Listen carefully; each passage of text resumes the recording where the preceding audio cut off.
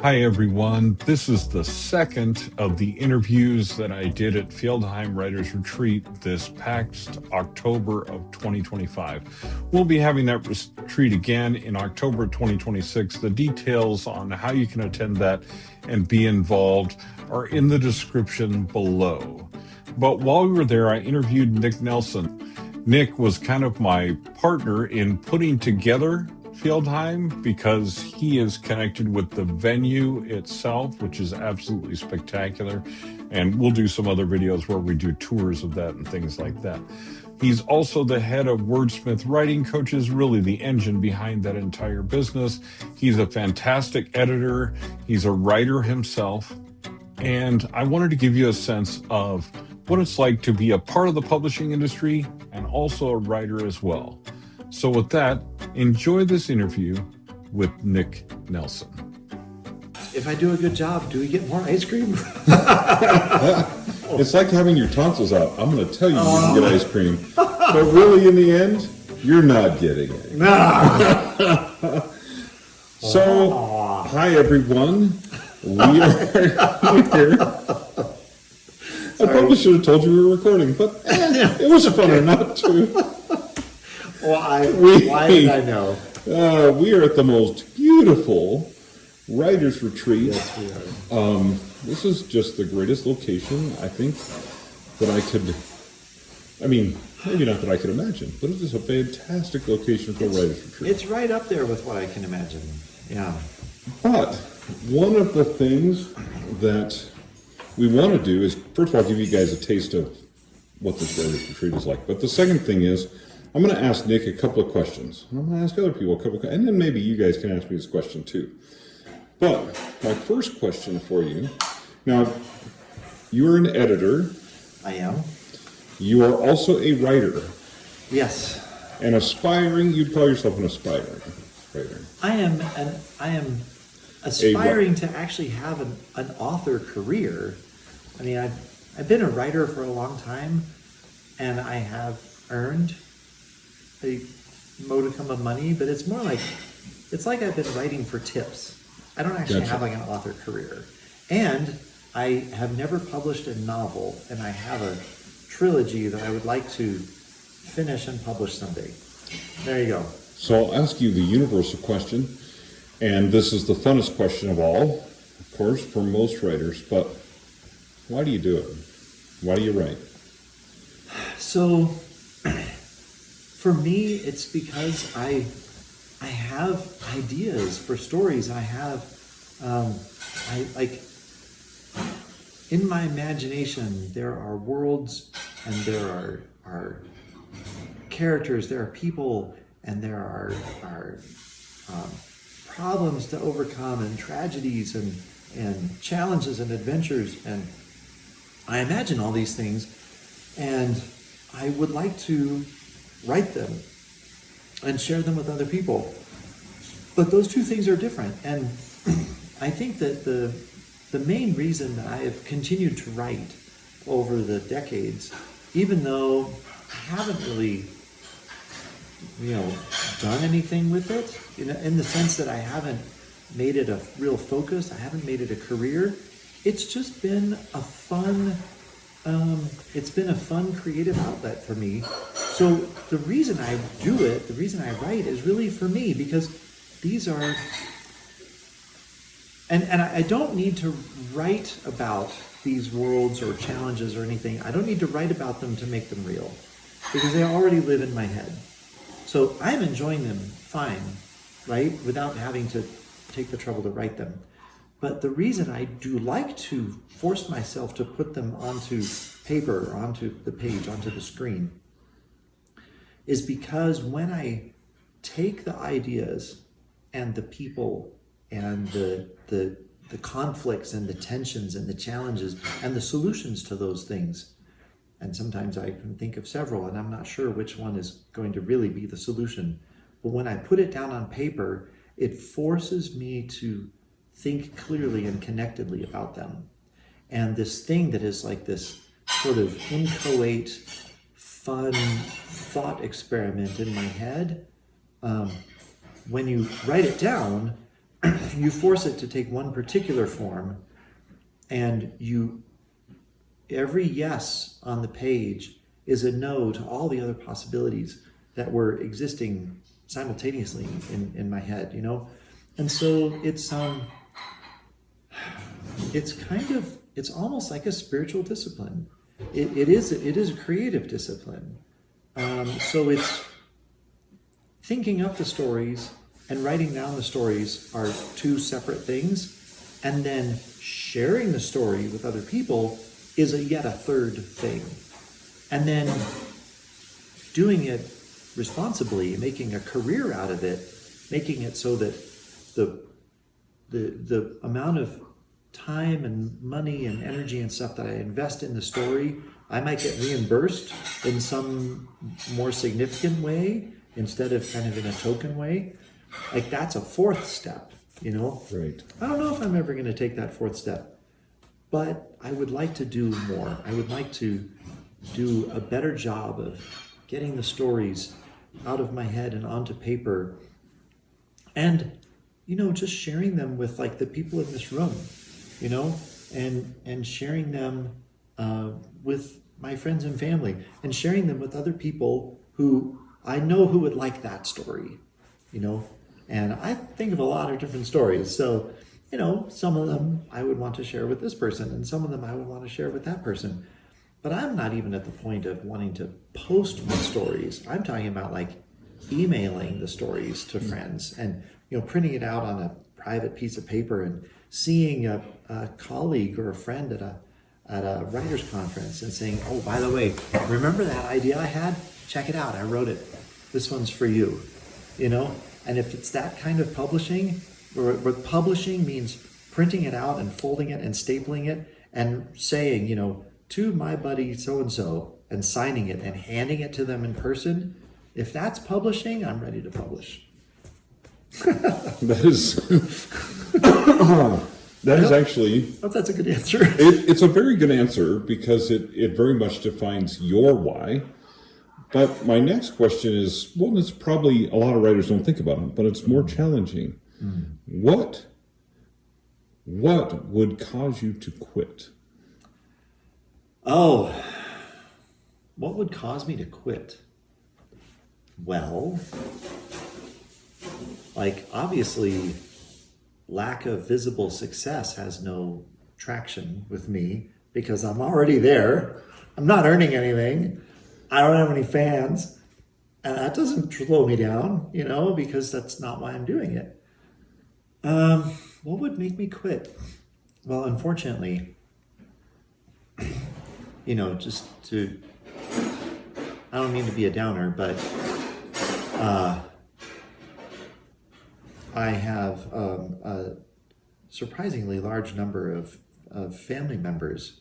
And actually not my parents, but my wife's parents, and I have aunts and uncles and close friends of our family who are, a generation older than me, who've all struggled with dementia.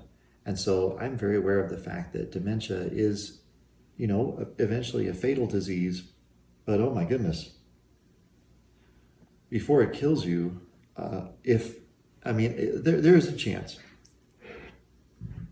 Not a very high chance, but there's a chance that I will struggle with dementia. And, I'm no longer a young man. And so I'm every day I'm closer to the possibility of, having to struggle with dementia. And so it's a real thing. And so yeah, that would cause me to quit. I think when I get to the point where I have ideas in my head and I sit down to write and I realize that it's that I will no longer be able to struggle successfully to express myself in writing. It's always been a struggle in one way or another. Usually the first draft comes pretty fast, but and then you get stuck and you had a wrong idea and your mind doesn't want to, your subconscious knows that was a bad idea, and so you can't, you have to solve the story problem and then you can write the scene, that kind of thing. like there are struggles in the writing process, but if and when I get to that point where I realize that I can no longer struggle successfully to write a story, I will quit. And that will be a very sad day. So, and that's not necessarily a downer. In some cases, that's just simply the reality of when you can't do it anymore. Yeah. So, what is your number one source, do you think, of writer's block and frustration? So,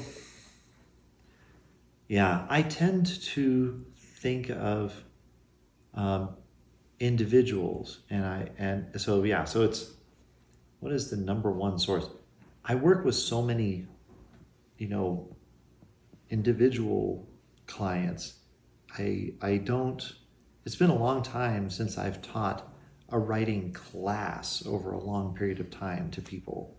I haven't done that since maybe the 1990s, or early 2000s.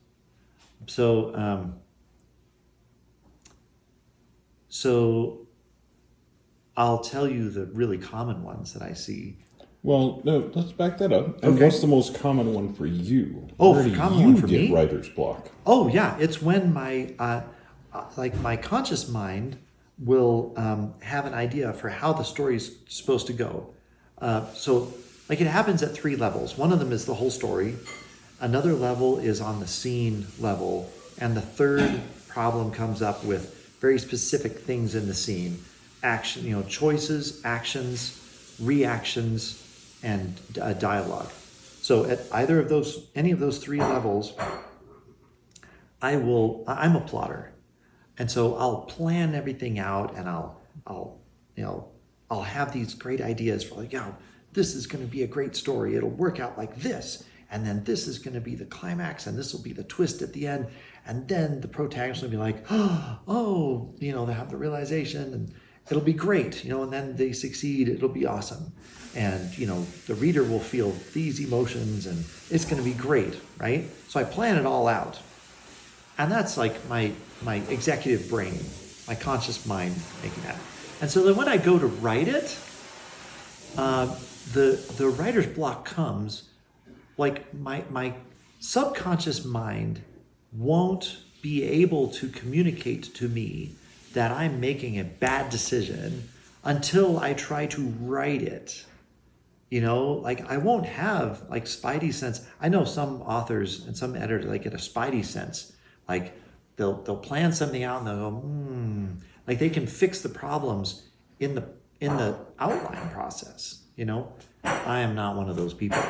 And so I will plan everything out, and then I will pants my way through it, basically.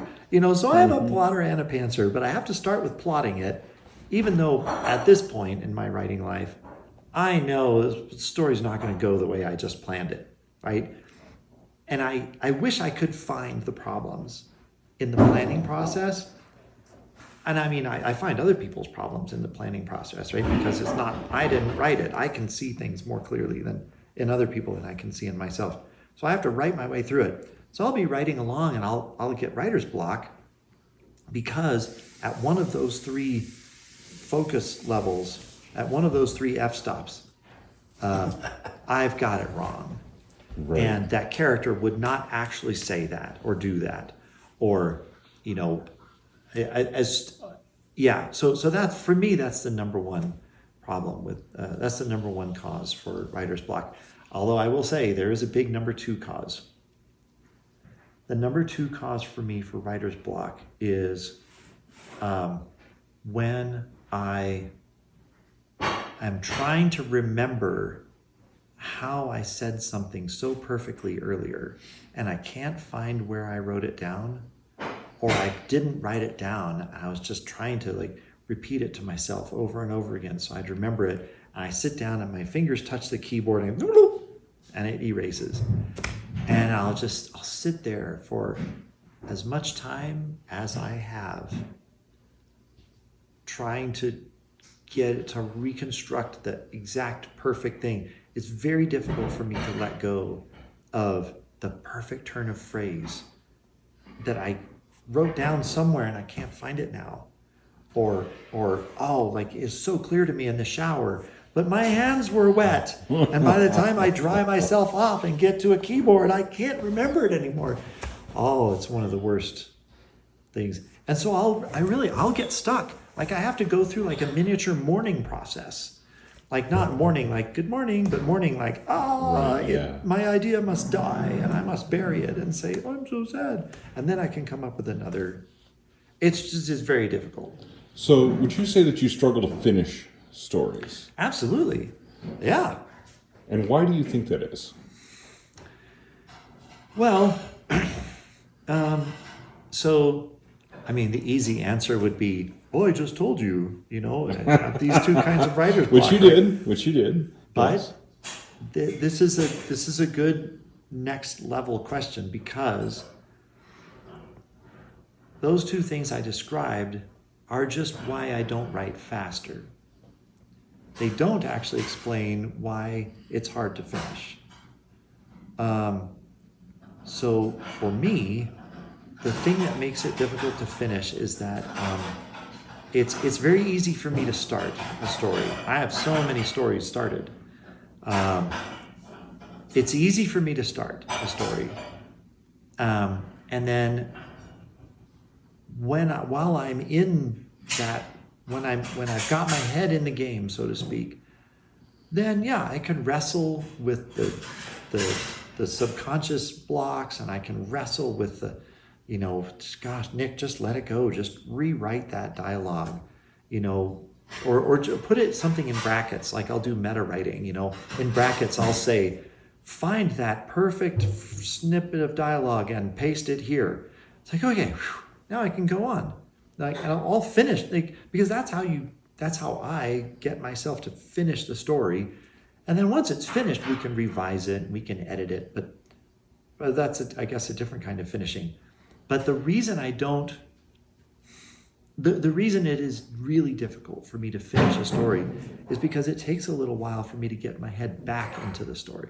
Right. So when I sit down to begin it, I am able to begin it, and I want to begin it because my head is in the story.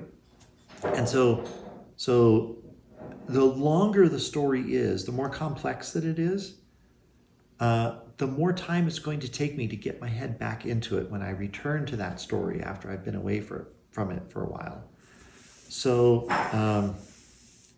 the stories that I have finished quickly, I have finished in very little. They're just short stories, flash fiction stuff. It's very difficult for me to write flash fiction. I tend to want to write longer, more complex stories. Like the novella is my sweet spot. I love, that's where every story I write wants to become a novella. And I'd have to be very careful to trim it down. And if I want to write a whole novel, the novella part is easy. And then I have to really think about, how do I make this more complex? I have all these ideas for subplots, but I don't, which ones do I choose? If I, so that's another thing to wrestle with. But yeah, that's my problem, is that because I am not a full-time writer, I have a lot of other things that I do. And, my kids are grown, but I have grandkids, and they're a great distraction. I edit other people's stories. That's my day job. I am a literary editor and an academic editor. And I do poetry too, from time to time. Yay, tapestry people, you know who you are. So I go and do those things, and my head is in those things. And then when I come back to write, it just, sometimes it can take an hour or more for me to just get to the point where I'm able to pick up where I left off. Right. So it's really consistent immersion in the story. Yeah. In one particular story. Yeah. The consistency, and I need, okay, pet peeve, real quick. There's so much writing advice out there like, oh, if you just write 15 minutes a day or whatever. Honey, if all I'm writing is 15 minutes a day, if I ever am going to finish something, it's going to be a poem that I wrote in 15 minutes. I'm never going to finish anything ever, ever, if I only have 15-minute chunks, because it takes longer than that to get back into the story that I started in 15 minutes. Right. And that's very true for some people. Yeah. I'm the kind of writer who needs, if I'm going to honestly be productive, I need a 2-hour block of time. That's the minimum. Well, maybe 1 hour. If, like you said, if I'm like being continually immersed, I could do it in 1-hour chunks. If it hasn't been very long since my last time. Right. But if I'm going to be working on a story once a week, like if I'm just going to, just write, work on your writing as if it's a normal hobby. Just do it on the weekends. Okay, I need at least a 2-hour block of time. Right. Exactly. At least. Then I can go for lunch and come back and work for an hour, because my head is still in it. So do you think it's sometimes, though, that writing the end of the story, while that's, two of a writer's favorite words are the end, but do you also think that because that closes that chapter, that sometimes it's hard to want to close and to end that story because you've been living and wrestling with it for so long? I know what you're describing, and I don't ever feel it. My own experience, partly because of all these challenges I've just described, in my own experience, by the time I have finished the rough draft, finished the revisions, replaced all the meta writing with actual prose, like found or given up on that perfect snippet of dialogue and replaced those brackets, and then gone back through it again and edited it, because I do edit my own stuff. And I also ask other people to edit it, but I'll edit it first. I can't help it. It's You're pride. a professional editor, it's a weakness. I'm a professional editor, it's a weakness, and So, but by the time I've gone through all of that, and now like I'm proofreading the story, by the time I am proofreading my own work, I'm ready to be done with it, and if be done with it just means hit save and, not look at it again, that's okay for me, just to have finished the story. But yeah, I don't want to finish the story because I'm not done living in that world. Oh, no, not a problem. I'll just start another story in that story world. Exactly. Why not? There you go. You want to keep living in the story world? So do I. I've got so many stories in my Song of Mars story world. I could live on Mars in my head for the rest of my life. No problem. I just don't write that fast. Right. I don't finish things. I need help finishing things. All right. That's awesome. Well, thank you, Nic, for your perspective on those things. And we appreciate you being here. Well, I'm glad you're interested. I appreciate it. All right. I'm going to go get more ice cream. Go for it. This second interview in this series is also with someone who is an editor and who has written and published short stories, never a novel, but who's an aspiring novelist. And maybe some of the struggles that Nic was talking about are things you can relate to, like not having time because of your day job, needing larger blocks of time to write and to get things done, and difficulty in your plotting and then finishing the story, even though you're not, it's not going to turn out exactly the way you plotted it, and continually looking for that exact and perfect turn of phrase. So I hope this interview was helpful for you. Like I say, I'll do more of these throughout the year, some over Zoom, some in person, some with authors you'll recognize, some with authors you've never heard of, some with aspiring authors who are just looking to get their feet in the water. Anyway, thanks for joining me. I appreciate you. And don't forget to like and subscribe if you like this content, and I'll see you in the next interview.